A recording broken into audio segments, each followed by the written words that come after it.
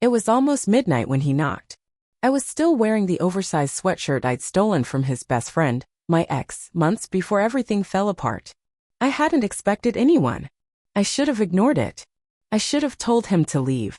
But when I opened the door and saw him standing there, rain in his hair, eyes dark, breathless like he'd run the whole way, I forgot what I was supposed to say. He looked at me the way you're not supposed to look at someone who once sat across the bar with your best friend's arm around her waist. Like he was seeing something he'd wanted to see for a long time, but only now allowed himself to look at fully. I just wanted to check on you, he said, but his voice was low, uncertain, and there was something behind it that made my stomach tighten. My throat felt dry. It's late. I know. I should have closed the door. I should have said it wasn't a good time, that it would never be a good time.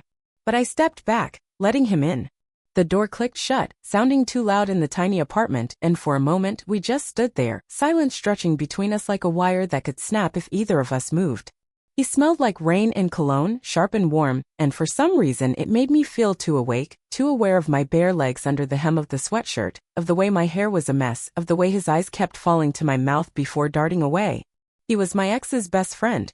But in that moment I saw the way his jaw tightened, the way he swallowed hard as his eyes moved over me, and I felt something dangerous crack open in my chest.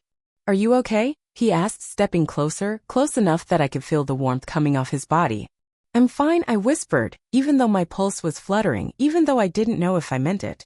He nodded, but he didn't step back. And I realized maybe he wasn't here just to check on me. Maybe he was here because he couldn't stay away. And maybe, just maybe, I didn't want him to.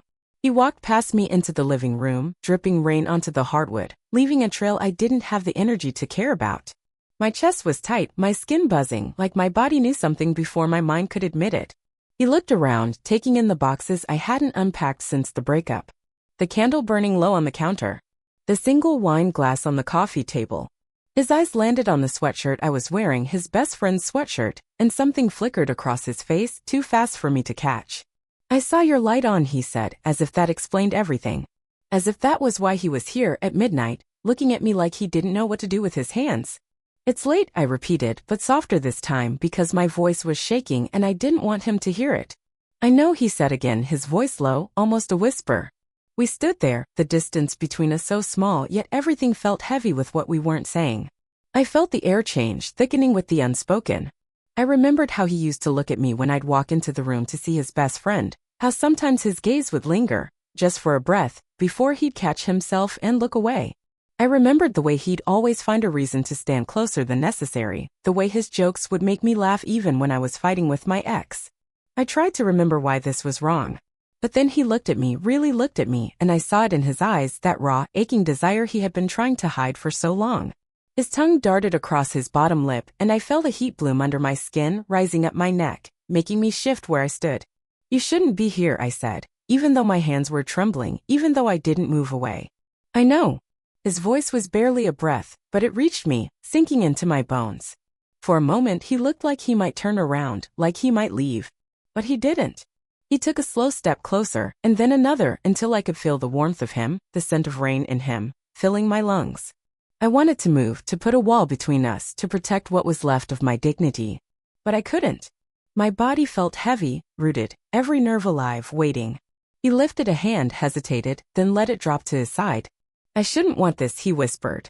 I opened my mouth to tell him I didn't either. But it would have been a lie. Because the truth was, in that moment, I wanted nothing more than to forget the rules, the past, and my ex's name. And he was standing right there, close enough that I could feel the heat from him, close enough that the air felt too thick, too charged to breathe. I don't know who moved first. Maybe it was him, shifting closer so the rain from his jacket brushed against my bare thighs, making me shiver. Or maybe it was me, leaning in without realizing, drawn to the heat of him like it was the only light left in the room. His eyes dropped to my lips and I could feel the moment he stopped trying to pretend he wasn't looking. It was like the last piece of hesitation between us snapped, leaving nothing but the thrum of our breathing and the silence pressing in. Say something, he whispered. But I couldn't. My breath was shallow, my body tight, every inch of me aware of the way he smelled, the way his hair was still damp, the way a single drop of water slid down the side of his neck and disappeared under the collar of his shirt. I wanted to reach out and touch it, to feel his skin warm under my fingertips. But I didn't move. He reached up, brushing a strand of hair from my cheek, his touch so light it was almost a question. My eyes fluttered closed for just a second, and the way my breath caught seemed to answer for me. "I've tried not to think about you," he said, his voice low, rough, like it hurt him to admit it. I opened my eyes, meeting his, and something in me cracked wide open. "Don't," I whispered. His brow furrowed, like he didn't understand. "Don't pretend," I said, my voice shaking like you're the only one. For a moment, the room felt too small, too quiet, like it was holding its breath with us. His thumb brushed against my jaw, and I leaned into it without thinking, my skin burning where he touched me. I could see him fighting it, the way his eyes searched mine, the way his lips parted but no words came out. His hand dropped from my face, but before it fell completely, I caught it in mine, holding it against my chest, against the pounding that felt too loud, too desperate. His eyes dropped to where our hands were, then back to mine, and there was something raw in his gaze, something that made my knees feel weak. "I shouldn't want this," he said again. I know, I breathed. But neither of us let go. I felt the moment he gave in, the way his shoulders dropped, the way he let out a breath he'd been holding for too long. His thumb brushed across my collarbone, so gently it made me shiver, and his forehead came down to rest against mine. I could feel his breath, warm and uneven, mixing with mine. And in that quiet, trembling space, with the rain tapping softly against the window and the world outside forgotten, I realized how badly I wanted him to erase everything I was supposed to remember. His forehead rested against mine, and for a moment it was like we were suspended in the quiet, the world outside dissolving until there was only the two of us, breathing the same shaky air. His hand was still against my collarbone, and I felt the warmth of his thumb tracing a slow, uncertain line across my skin. It was such a small touch, but it made my entire body tighten, made heat bloom low in my stomach, made me press closer without even realizing I was moving. When I opened my eyes, his were already watching me. There was so much there, hesitation, guilt, longing so deep it made my breath catch. His jaw flexed like he was trying to hold something back, but I could feel it, the way the air changed, the way everything about him shifted in that heartbeat. "I can't stop thinking about you," he whispered, so quietly it felt like a secret. I swallowed, my throat dry, my fingers tightening around his hand where it rested against me. "You shouldn't," I managed to say, but it came out softer than I meant, like I was already betraying the words. "I know," he breathed, his forehead pressing harder against mine, his hand moving just slightly, enough for me to feel the tremor in his touch. We were so close that I could see the way his lashes trembled, the way his lips parted when he exhaled, the way his eyes searched mine like he was trying to find a reason not to do what we both knew was about to happen. And then, so carefully, so slowly it made my heart stop, he tilted his head, letting his nose brush against mine, testing the space between us that was barely there. I let out a breath I hadn't realized I was holding, and the sound of it was enough to break the last thin thread of hesitation between us. His hand slid up, cupping the side of my neck, his thumb brushing just under my jaw. The warmth of his skin against mine made me shiver, made my eyes flutter shut for a second, made me lean into him like my body had been waiting for this for him. I could feel his breath on my lips, warm and uneven, the softest brush of air that made my entire body tense with anticipation. "I shouldn't do this," he whispered, so close I could taste the rain on his breath. "Then don't," I whispered back, even as my hand found the edge of his shirt, gripping it to steady myself. But neither of us moved away.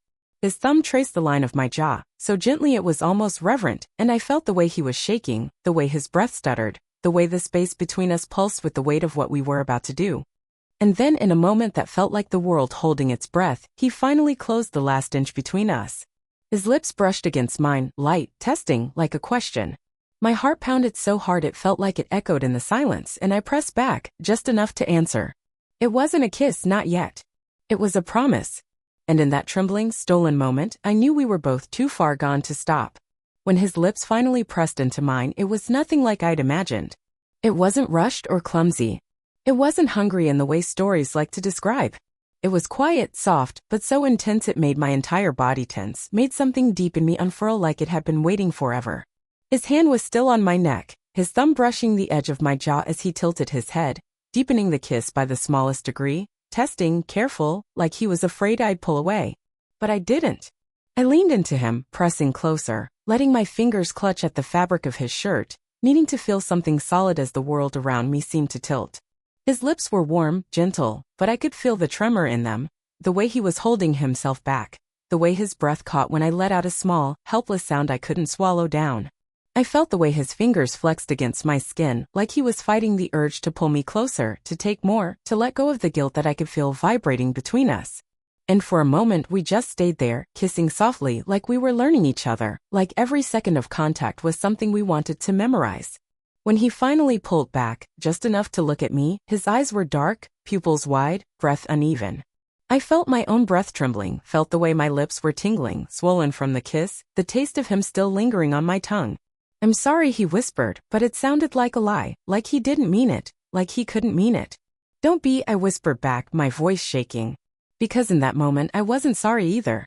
His forehead came to rest against mine again, and I could feel the warmth of his breath mixing with mine, the way his chest was rising and falling too fast, matching the frantic beat of my own heart. "You don't know how long I've wanted to do that," he said, so quietly it was almost like he was talking to himself. I closed my eyes, letting the words sink into me, letting them burn through the fear, the guilt, the memory of my ex in the way he used to hold me. Because this felt different.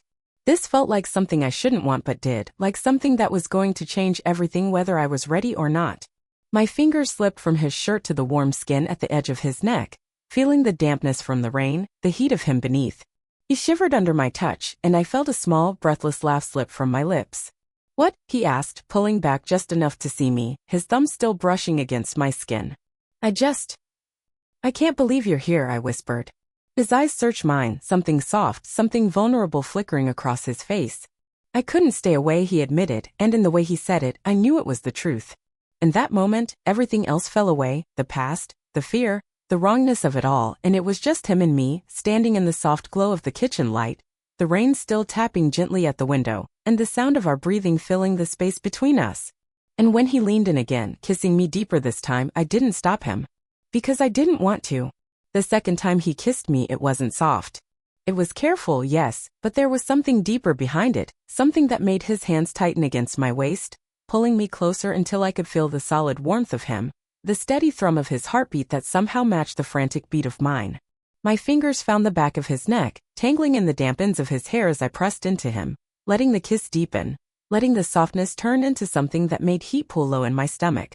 The world felt distant, like it was holding its breath for us, like nothing else existed beyond the way his lips moved with mine, slow but hungry, gentle but insistent. When we broke apart, it was only for a moment, our foreheads pressed together, breath mingling, eyes half closed as we stood there, trembling, fighting the instinct to fall even further. His hands moved up, brushing the fabric of the sweatshirt I was wearing, the one that didn't belong to him, and I saw the way his jaw tightened, the conflict flashing across his face. "I shouldn't be doing this," he whispered, but his thumb stroked softly against my sides, like he couldn't stop himself. "You're here," I whispered back, swallowing the fear that pressed against my ribs. "And I don't want you to stop." His eyes searched mine, dark and uncertain, but the moment I said it, I felt him exhale like he had been holding that breath for too long. The rain outside was softer now, a quiet rhythm against the window that seemed to match the pounding in my chest. His hand came up to cup my cheek, his thumb brushing over my lips, and the look in his eyes was so raw, so exposed it made my breath catch. "I've tried to stay away," he said, voice low, shaking. "I've tried to forget how it feels when you look at me." I closed my eyes, leaning into his touch, letting the warmth of his hand ground me, letting the truth of what we were doing sink into the air around us. "But you're here," I whispered again, softer, like a prayer. He didn't answer, but I felt the moment he let go of the hesitation, the moment he gave in. His hand slid down to my neck, his lips finding mine again, and this time the kiss was deeper, slower, a slow burning pull that made every part of me feel awake, alive, wanting. My body pressed into his, and I felt his breath stutter, felt his hand tighten against my waist as he pulled me even closer, like he needed to feel every inch of me, like he needed to memorize the shape of me against him. There was nothing else in that moment, no past, no guilt, no rules. Only the warmth of his mouth against mine, the soft sounds of our breathing, the way his thumb traced along the edge of my jaw as if he was afraid to let go.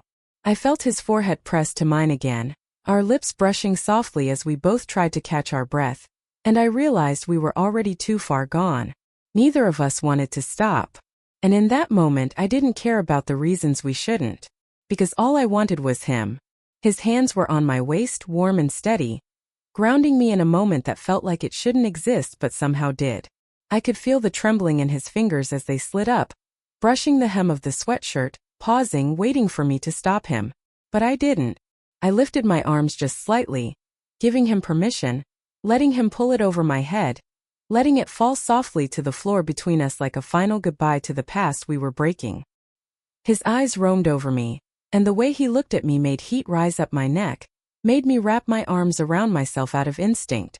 But he stepped closer, gently taking my hands, lowering them, letting his gaze tell me I didn't need to hide.